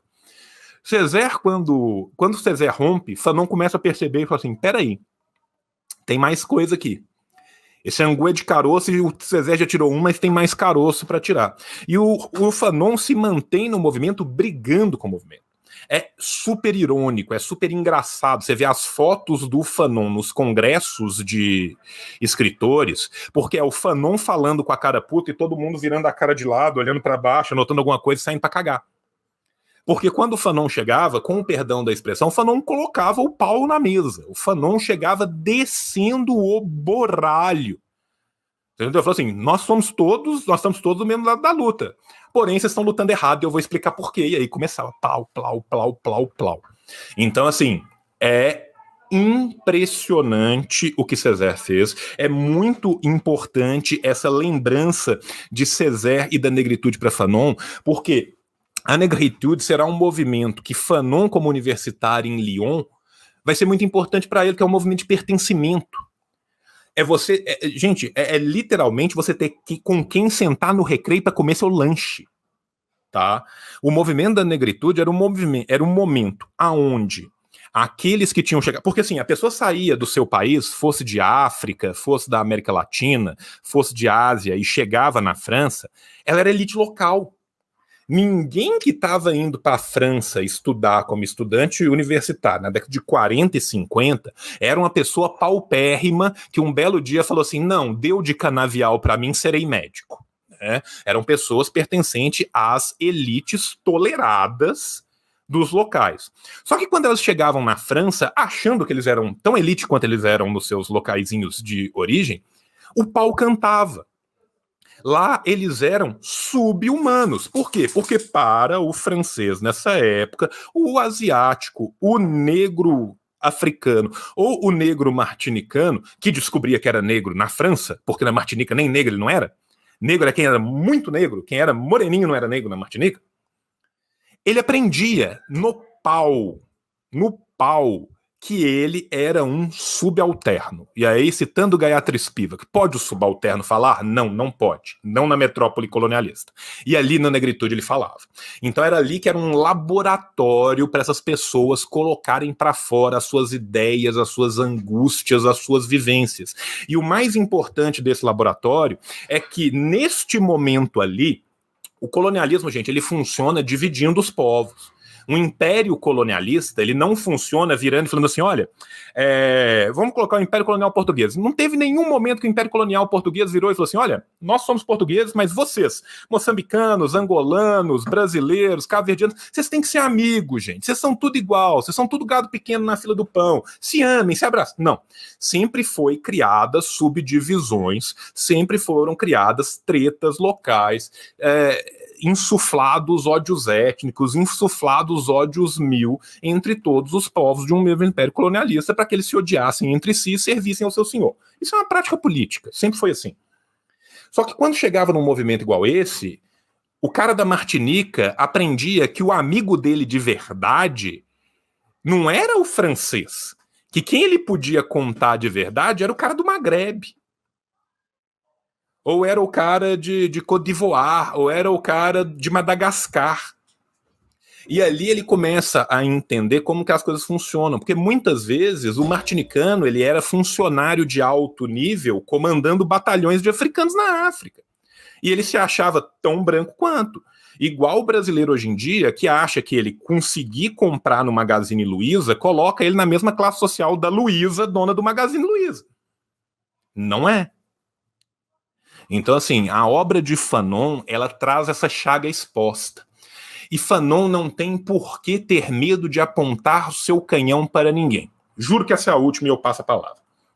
O Fanon fala muito do PCF, do Partido Comunista Francês. Por que o Fanon fala muito do PCF? Porque o PCF era colonialista até falar chega. Porque o PCF não queria apoiar a guerra do povo argelino, porque a guerra do povo argelino aumentava o preço do operariado francês. Fanon virava para ele e falava assim, cara, é muito lindo, muito maravilhoso a gente ver no discurso, né? E Marx alertou isso em 1843. Marx, quando vai escrever sobre os irlandeses, com base nos escritos do Engels, já na década de 40 do século XIX, falava, olha, não vai ter liberdade pro operário inglês, enquanto a Irlanda foi uma colônia da Inglaterra aqui dentro. O que o operariado inglês aprendeu? Assim como o Homer Simpson, ele tem muito orgulho em dizer, eu não aprendi nada. Da mesma forma, o PCF era filocolonialista pra burro. E Fanon falava, não adianta vocês quererem, acharem que vocês vão conseguir ter uma emancipação do povo trabalhador francês sob o cadáver do povo trabalhador argelino. E nessa hora a gente tem que dar a César o que é de César. Parabéns, Jean-Paul Sartre, que está nos ouvindo numa mesa de origem aqui agora. Parabéns à revista Le Temps Moderne, que todo o grupo de Sartre e da Le Temps Moderne lutou abnegadamente pela Revolução Argelina durante todo este tempo, enquanto o PCF muitas vezes cruzava os braços, enquanto as frações socialistas francesas cruzavam seus braços, enquanto intelectuais igual Albert Camus, que não pode nos ver agora porque está rodando feito um rolete no colo de Satanás, estava defendendo os abusos que eram cometidos contra o seu próprio povo. Tá? Então Fanon nos mostra, nos abre as chagas que continuam tão abertas, né? As veias da América Latina continuam tão abertas quanto, as veias da África, as veias da Ásia continuam tão abertas quanto, e Fanon nos mostra isso por meio dos seus escritos e por meio das suas lutas. Pronto, agora eu acabei. Olha, João, é uma fala que para quem gosta de Fanon vibra. Eu estava conversando com a Mari antes da tarde, planejando aqui o roteiro. Eu tinha momentos que eu estava lendo os escritos e falava assim, isso aqui só basta colocar o Brasil, que é a realidade brasileira, sabe assim? Essa é a atualidade, é a potência do Fanon. E acho que eu até escrevi no Twitter na semana passada que a introdução do Davidson realmente é uma obra-prima. Para você quer um mapinha de Fanon, entra por aqui, companheiro. Eu acho que devia ser realmente divulgado em todas as escolas aí populares. Mas pronto. Antes de passar a palavra à Marina e ela fazer mais uma questão para nós debatermos aqui, eu queria avisar o pessoal aqui que a Boitempo foi muito generosa conosco, a Ivana, a Marina, o Kim lá, e está disponibilizando um sorteio, pessoal. E deixa eu ver se consigo colar isso. Vai ter que procurar o meu Instagram, porque eu não sei muito mexer com isso, o João, que é o mestre em sorteios. Quem quiser, vai lá, segue as regrinhas, aí no final do programa vamos sortear um exemplar do livro. Depois a Boitempo mandará para a vossa casa. Então quem quiser, vai lá no Instagram e acompanhe. Mari, é contigo, companheira. Obrigada, Carlos. Eu vou fazer uma pergunta, na verdade, para os dois e tentando aproveitar um pouco um dos ganchos aí que foram deixados pelas falas dos nossos convidados. Me chamou a atenção mais assim uma questão sobre o internacionalismo, porque, de fato, assim, você lê esse livro, você lê assim, o Fanon escrevendo para fins de análise de conjuntura, com também uma agitação, assim, é uma escrita com uma potência, né? Cada palavra ali vem em peso. E é muito explícito como ele está falando de uma perspectiva, assim, dos de baixo, né? Então, sempre nesse sentido de como essa consciência, ela se forja na luta, na pré-luta, sabe? Nesse próprio processo, assim. E eu fiquei pensando, qual que é a importância, assim, da Revolução Argelina para o restante da África, assim? Como é que ela se irradiou, né? Como é que ela influenciou, como é que ela inflamou as lutas pela libertação nacional no continente africano? Quem de nós? Pode ser os dois. Você quer começar ou você quer que eu comece, Douglas? Começa aí, Jô. Vai, né? Então, primeira coisa, né? A gente tem que entender que a Revolução Argelina, ela faz parte de um movimento muito maior, um movimento global que está acontecendo, de revoluções no século XX, que não começa simplesmente com o pós-Segunda Guerra. No pós-Segunda Guerra, a gente vai ter, né, catapultando, pipocando para tudo quanto é canto do mundo, né? Milhões de revoluções nacionais, mas esse longo século XX das suas revoluções, ele vai começar lá na década de 10. E eu, como historiador, eu gosto de voltar no passado um pouco, porque eu acho que é importante para a gente entender como se deu a dinâmica que vai permitir que tantas outras revoluções acontecessem ali na frente. Porque às vezes a gente fala de uma coisa, né? Se eu começo a falar em 1950, o cara fala assim, porra, beleza, aconteceram 300, mas por quê, né? Bem, vamos lá. Primeiro, as revoluções só são possíveis por causa do colonialismo. O colonialismo é uma mordaça brutal sobre todos esses povos que estão sob a sua égide. Se o século XIX vê as revoluções das elites locais, principalmente na América Latina, o século XX vai ver primeiro uma tentativa de revolução das elites progressistas locais e depois, de fato, diversas revoluções que são capitaneadas pelas massas populares. Obviamente que pelas massas populares aliadas a setores mais avançados, você tem vanguardas que vão estar ali presentes, nem sempre vanguardas socialistas, muitas vezes vanguardas nacionalistas que vão estar ali presentes, e isso vem também por causa de uma própria necessidade do colonialismo, que é ter fileiras de pessoas que organizem o colonialismo e deixem ele funcionando. Normalmente, os países colonialistas, obviamente, não têm capital humano, não tinham gente o bastante para mandar para todas as suas colônias e colocar essas pessoas mandando. Né? Vamos pensar o que era Portugal, o que era o Império Ultramarino Português. Né? Se Portugal fosse colocar a estrutura de funcionários que ela necessitava em cada um dos lugares, não sobrava ninguém em Portugal. O último apagava a luz e fechava a porta. Né? E colocava uma coisa na janela para não entrar pó. Né? Da mesma forma a França, da mesma forma a Inglaterra, da mesma forma todos os países que participaram ativamente do colonialismo. Né? Aqui vamos lembrar de Bélgica, vamos lembrar de Alemanha, de todos os seus massacres, né, que passam muito largo na história. As pessoas lembram muito da batata frita e pouco dos congoleses mutilados, então a gente tem que mudar isso para que as pessoas se lembrem um pouco. Pois muito bem, é exatamente nessa forja de uma estrutura colonialista perene, né, que dependa não só dos colonialistas que vão para aqueles lugares, mas daquelas elites locais cooptadas, ou as que tinham o poder anteriormente, ou aquelas poucas e parcas letradas, que era uma espécie de burocracia local, que boa parte dessas elites acaba indo estudar. E para elas poderem estudar e manter o exclusivo colonial, elas vão estudar onde? Vão estudar na metrópole. É ao estudar na metrópole que elas entram em contato, muitas vezes, com ideologias avançadas e progressistas. Seja o marxismo, seja o socialismo, mesmo alguns nacionalismos mais difusos, e vão trazer isso de volta para os seus países e vão se aperceber de que elas são completamente capazes de tocar aquele barco sem a necessidade nenhuma dos colonialistas.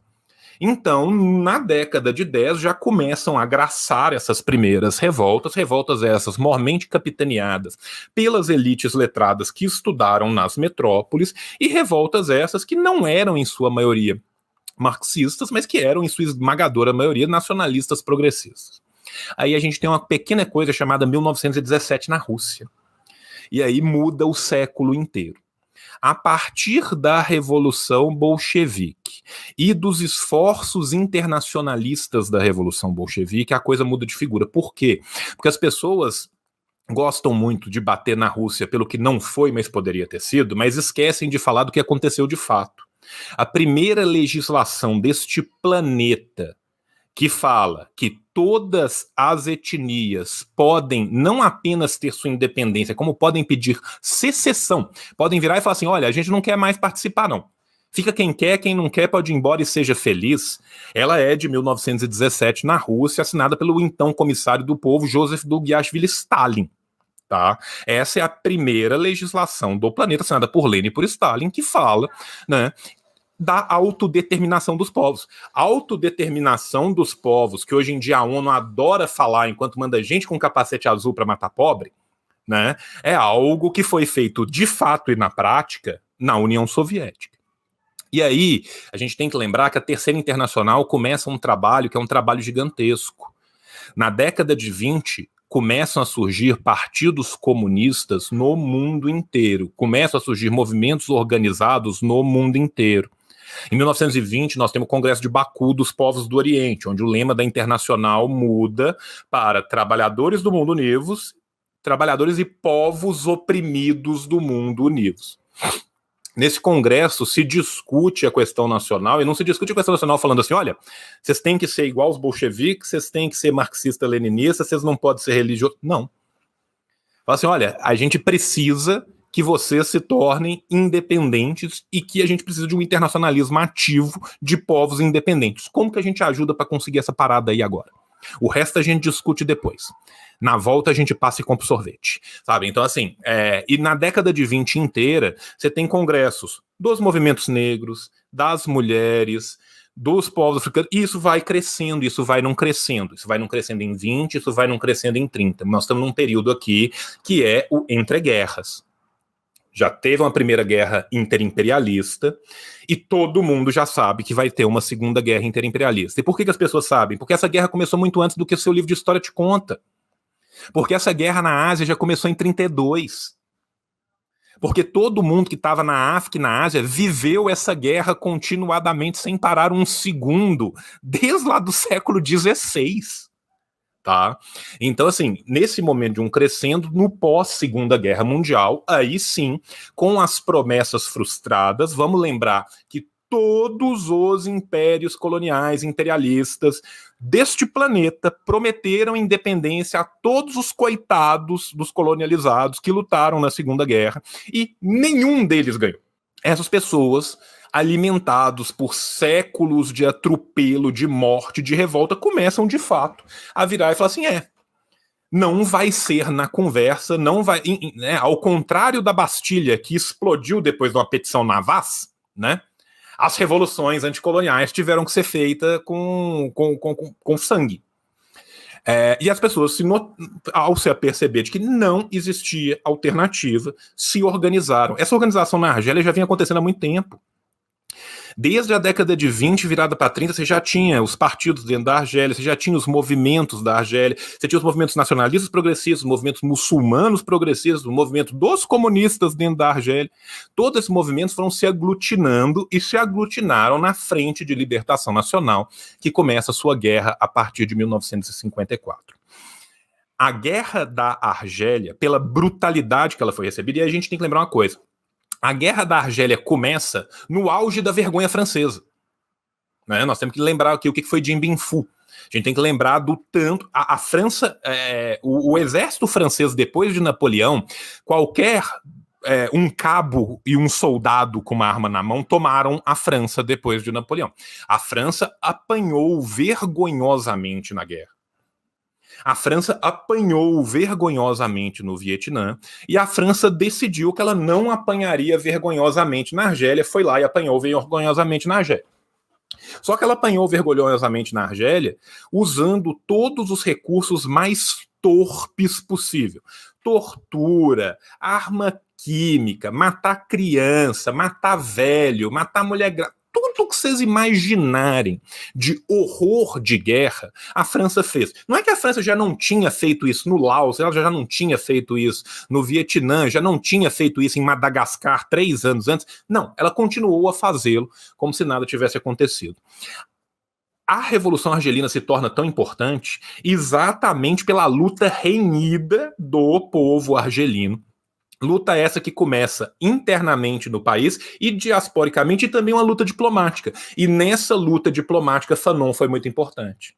Porque todas as convenções africanas, afroasiáticas, terceiro-mundistas que ocorreram na década de 50 até 60, enquanto Fanon estava vivo, Fanon estava participando e a Frente de Libertação Nacional mandava o seu representante, que não era só Fanon, existiam vários outros que iam junto com eles. A Revolução Argelina se tornou um modelo de independência não só para o Maghreb, mas de independência para toda a África.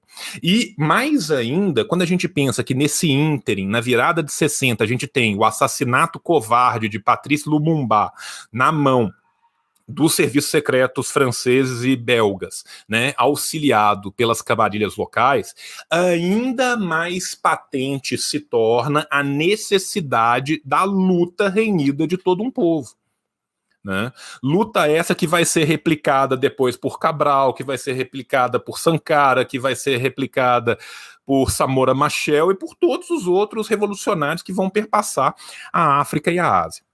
Então, assim, a função da Revolução Argelina foi uma função global de mostrar a necessidade da luta e mostrar a verdadeira face do que era o colonialismo. A gente tem que lembrar aqui que muitas vezes se dizia, né, por causa do momento de Guerra Fria, que o grande medo era, não, mas esses países vão ir todos para a esfera de influência da União Soviética. A Argélia, por mais que a Argélia sabia muito bem com quem ela podia contar, porque toda e qualquer ajuda que foi prometida, mesmo a ajuda mínima...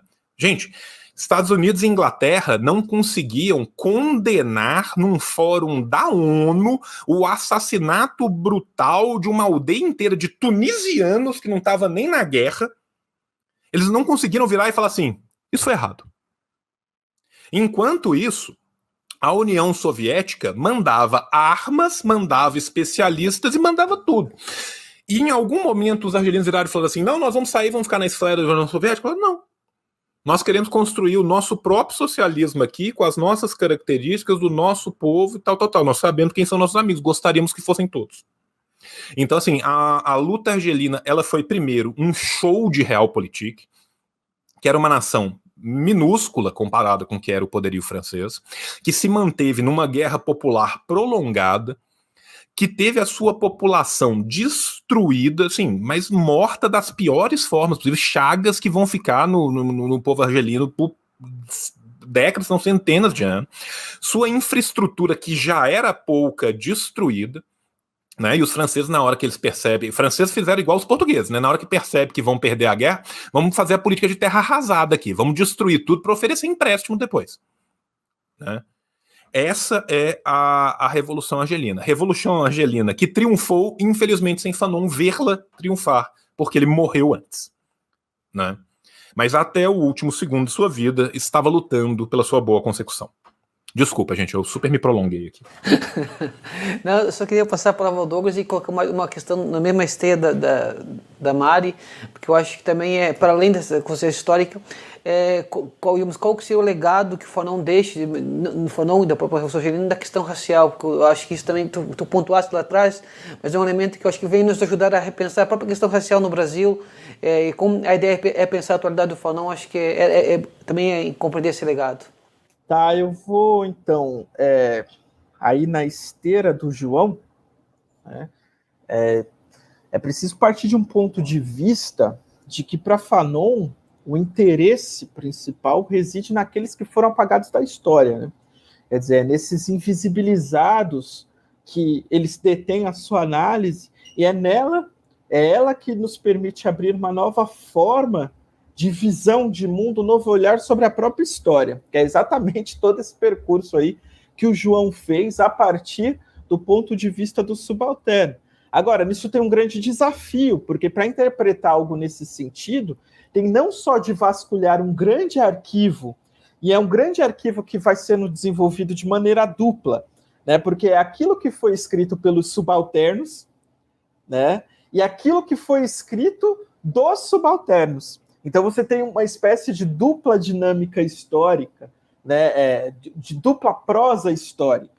Né? Então, no arquivo escrito pelos subalternos, há uma recusa de ser esse subalterno da colonização. Né? Há uma recusa de ser esse negro da colonização, um animal que não fala, esse animal que não tem sentimento. Né? Isso por um lado, mas também a aceitação de ser negro, por exemplo. Mas quando esse animal, né, que é visto como animal, ele se põe a discursar sobre si, ele aparece como condição de verdade, já que ele diz a verdade sobre os processos que ergueram a sociedade moderna.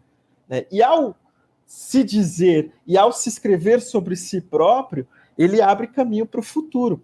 É essa a principal aposta quando o Fanon fala da questão racial. Daí que a gente pode pensar, né, há um processo de organização, de visão de mundo que fica rumorejando nas ruas que ardem, nas lutas que se fazem. Né, a gente sabe, a diáspora aconteceu com a mistura de diversas etnias, né, em nações africanas, por aí vai. Né, justamente para inibir, como o João demonstrou na sua fala, a possibilidade de comunicação e organização. Agora, quando há uma comunicação e uma organização entre esses diversos grupos subalternos, há a possibilidade de implosão dos limites impostos por esse poder organizado que é o poder colonial. E aonde que isso vai acontecer de maneira radical, que vai demonstrar a verdade e a falência da Revolução Burguesa? É no Haiti. Então, assim, é por isso que o pensamento o colonialismo ganha grande centralidade no pensamento do Fanon e de todos esses companheiros que fizeram parte dessas lutas durante o século XX. Mas, ao lado dele, também, a gente tem toda uma gramática do racializado, do subalterno, que vai se fazendo. Se, por um lado, o racializado ele permanece inadificado, por outro, a ideia de raça também vai permanecer ligada às catástrofes imensuráveis dos séculos passados e da nossa atualidade. Vejam, é aqui que se demonstra a importância do pensamento do Fanon nesse desnudamento da naturalização da questão racial. E, ao mesmo tempo que a gente percebe que a racialidade está em constante metamorfose. Então, para responder a sua pergunta, Carlos, eu vou partir de uma pergunta que o próprio Fanon faz para entender os processos de violência da racialização imposta.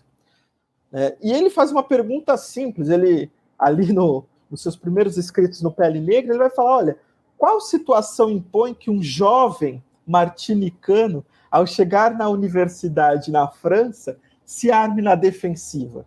Em primeiro lugar, aquilo que o João já disse, porque na França ele se descobre negro. Então a questão racial ela impõe um descentramento, impõe para o negro um duplo sistema de referências, que é justamente essa história dos que não são visibilizados na lógica geral da vida sob a égide do capital. Então, o que são, portanto, as máscaras brancas, as famosas máscaras brancas? É a construção de um imaginário coletivo, que o Fanon aqui está usando o Jung, em que o negro é construído de maneira extremamente negativa. Então, para que você, como racializado, supere essa situação de desumanidade, no limite da colonialidade, você tem que colocar a máscara branca. Então, a densidade, como o Fanon vai nos demonstrando esse processo, é importante para demonstrar, inclusive, como o inconsciente geral, o inconsciente coletivo, está carregado de uma construção simbólica que vai criar um imaginário em que os racializados não são humanos ou não são homens como o homem universal branco. Então, o Fanon vai, de maneira brilhante, demonstrando como a catarse coletiva, como a produção cultural na vida sob a égide do colonialismo, ela é uma necessária sublimação que opera a descarga de energias acumuladas sob a forma de agressividade na sociedade ao construir um bode expiatório. E é claro que isso é uma das portas de acesso para a descoberta da construção e regulação desse imaginário colonizado que efetiva uma relação de identificação do eu com esse branco enquanto ideal. É o que eu quero dizer, para sair um pouco desse nível mais abstrato, é que como essa produção cultural faz com que a formação do indivíduo se dê pelo seu mecanismo e acaba regulando imaginários e os desejos desse indivíduo. Nota, então, que há um duplo referencial sempre. Isso não é algo inédito em Fanon. Se a gente pega o Dubois ou Du Bois, como a galera chama aqui no Brasil, quando a gente pega o Du Bois, a gente vê também que ele fala sobre esse duplo sistema de referências. Paul Giraud também vai falar sobre esse duplo sistema de referências, Mbembe vai falar desse duplo sistema de referências. Agora, isso é central quando o Fanon aborda a questão da própria produção cultural, porque ele está abordando a indústria cultural sob a agência da ideia de raça. E, para ele, ele está pensando como esse imaginário que naturaliza a ideia de uma subhumanidade para os indivíduos racializados ou os povos do terceiro mundo, ele vai ser absolutamente fundamental como um dispositivo de controle colonial que vai justificar o massacre tão bem ilustrado pelo João. Né? Quer dizer, por que não há essa comoção quando esses povos eram massacrados? E o João falou muito bem, né, no período da Revolução Argelina, grande parte da intelectualidade francesa, se não totalmente ela, mas grande parte, silenciou sobre os processos da Revolução. E o Fanon vai demonstrar como justamente esse imaginário coletivo, esse inconsciente coletivo, criado sob a agência da ideia de raça, que possibilita a total indiferença ao massacre cotidiano. Né? E aí, quando ele aborda a indústria cultural, ele vai falar, olha, ali, nessa indústria cultural, nessa produção cultural, está acontecendo uma identificação do menino negro com algo que não tem nada a ver com ele. Né? Ele vai se identificar com aquele que geralmente está matando o seu próprio povo.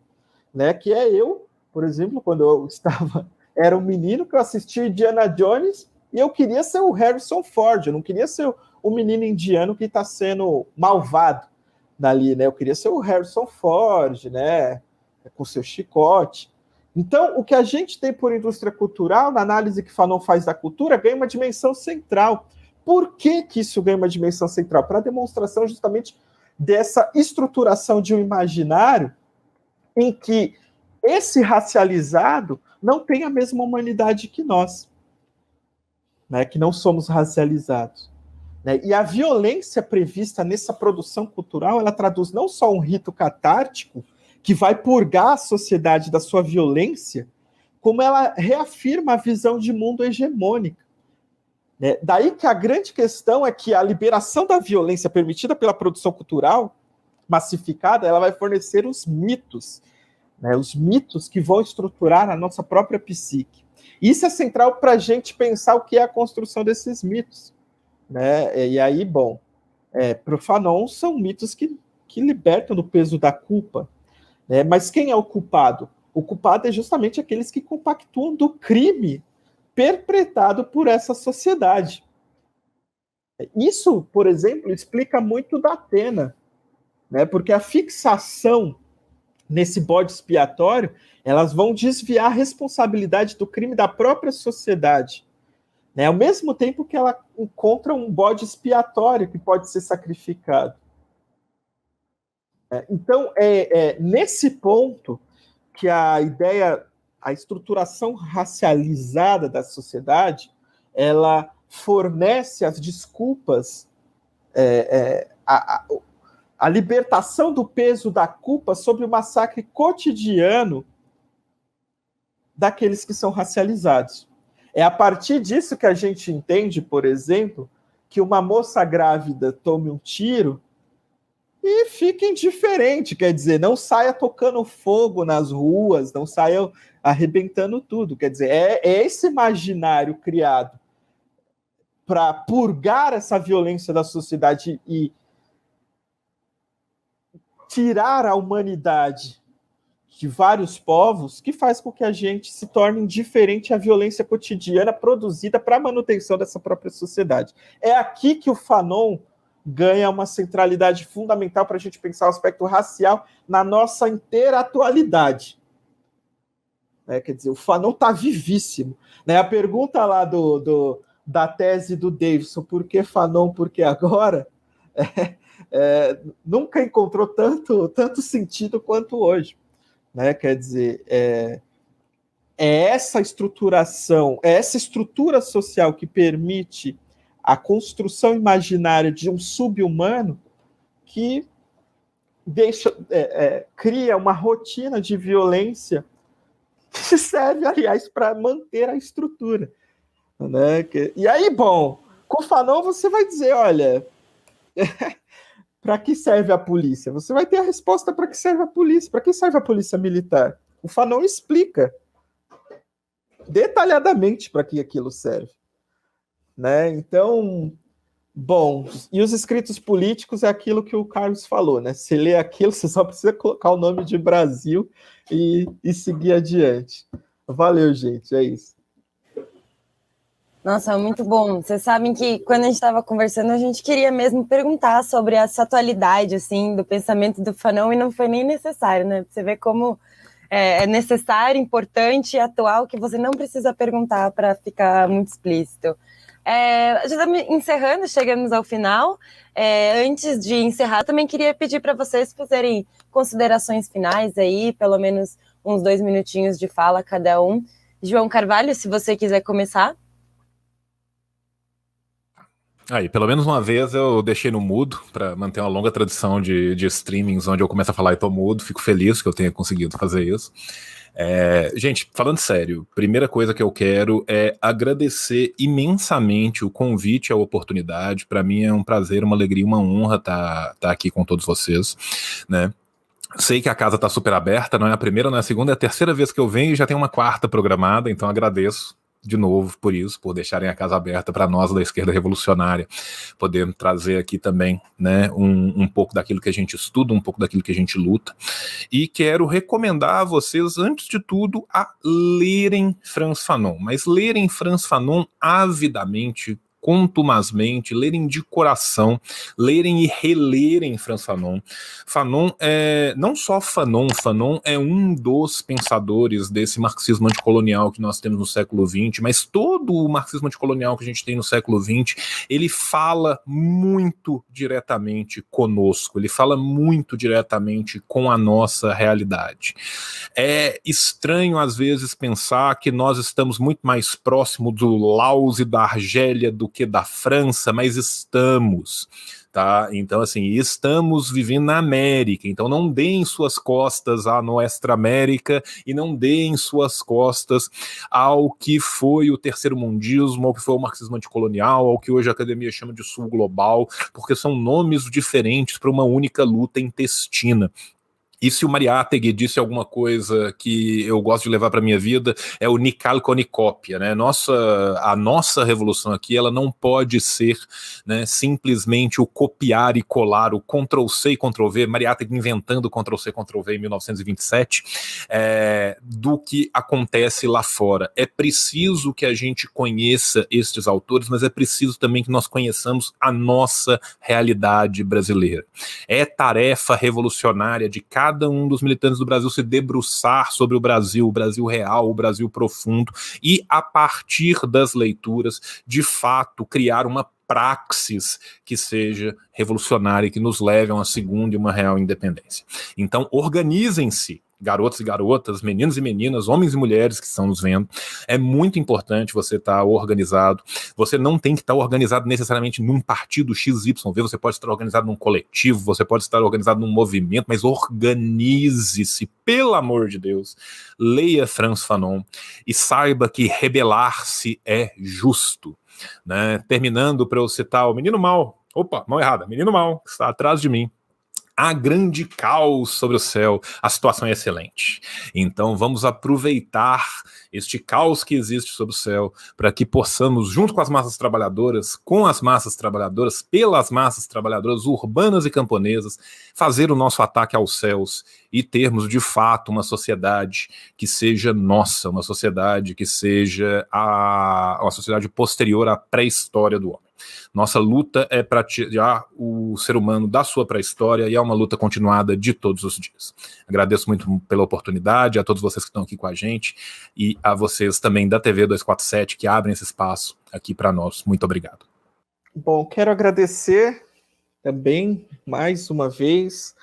Estou morrendo de saudade do João, de colar aí pela Belo Horizonte, E, agradecer o Carlos, Mariana, viu? Endossar o apelo do João, leiam Fanon, assim, eu acho que não tem... assim, acho que o texto do Fanon viceja nas mãos, assim, se encontrar as mãos certas, assim, o negócio é muito explosivo mesmo, assim, não tem... e eu só vou endossar o que o João falou, agradecer mesmo, é sempre uma honra É um prazer muito grande poder encerrar os domingos assim, em breve vacinado. Não sei se o João já se vacinou, cara. Ainda não, eu também não, mas eu quero me vacinar logo. Corão de jacaré, né? Virar o jacaré comunista, maoísta, para tomar um café com o João. Mas é isso, gente. Muito obrigado. Valeu demais. Assim, é um grande prazer, uma grande honra. E Carlos, sabe, quando quiser, tamo aí. Tamo junto. É nóis. Obrigado, irmão. Olha, quem quiser seguir eles nas redes, assim disse o João, né? E é Douglas Barro. Acho que é isso, né, Douglas? Quem quiser saber mais e acompanhar mais. O Douglas tem 2 livros que ele lançou, foi o Racismo, que é o nome da editora, nós fizemos o lançamento cá. O outro é Metafísica Racial, eu já não lembro o nome do título, Douglas. Fala o título do livro. Lugar de Negro, Lugar de Branco. É que o nome é um pouco, o subtítulo é maior, né? É Esboço para uma Crítica à Metafísica Racial. João, quer falar do lançamento, João? Bem, para quem tiver interesse, eu falei aqui muito rapidamente, muito en passant, sobre o Congresso de Baku. Eu e outro camarada muito valoroso, Ulisses, um beijo para o Ulisses Borges aqui, a gente traduziu as atas estenográficas do Congresso de Baku, elas inteiras, além de todos os anexos que estavam no Congresso e vários outros anexos que a gente fez a curadoria para colocar numa obra muito especial que está agora no Catarse. Então quem tiver interesse, catarse.me/Baku, B-A-K-U, né? É o Catarse do livro do Congresso de Baku, né? Esse é o projeto que atualmente, né, eu tô aí vendendo o meu livrinho, então vocês que puderem ajudar e quiserem conhecer o livro, que é bem interessante, tá aí, né? Eu tenho vários outros livros também publicados, vocês conseguem na Baioneta, conseguem lá no Lava Palavra, tem outros livros que estão por aí no mercado também, né? E quem quiser me acompanhar nas redes sociais, absolutamente todas eu uso o mesmo nick, que é Assim Disse o João. Tem YouTube, tem Twitch, tem Twitter, Instagram, eu entro de vez em quando, então tem para todo mundo. Quem quiser acompanhar o trabalho do tio, o tio fica muito grato. Quero agradecer a todos vocês aqui, a Mari que tem me ajudado nessa luta, não é fácil, dividir leitura.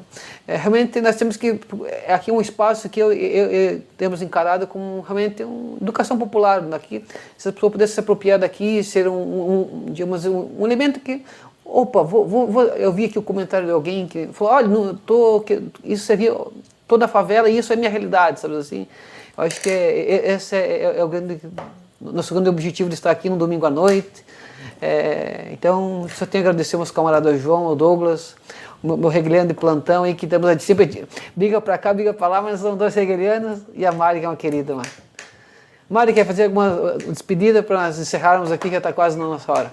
Não, muito obrigada pela participação, pela aula e por ter despertado aí a curiosidade de corações e mentes aí em buscar o Fanon. Sim, busquem Fanon, vão ler Fanon. Fanon. Tchau, tchau, pessoal. Tchau, tchau. Não quer, João? Tchau, tchau.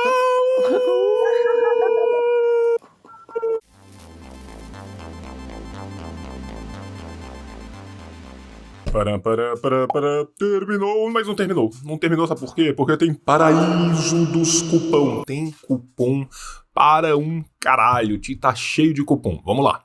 Assim disse João. Cupom nas Ciências Revolucionárias. Se você quiser entrar, o link tá aparecendo aí.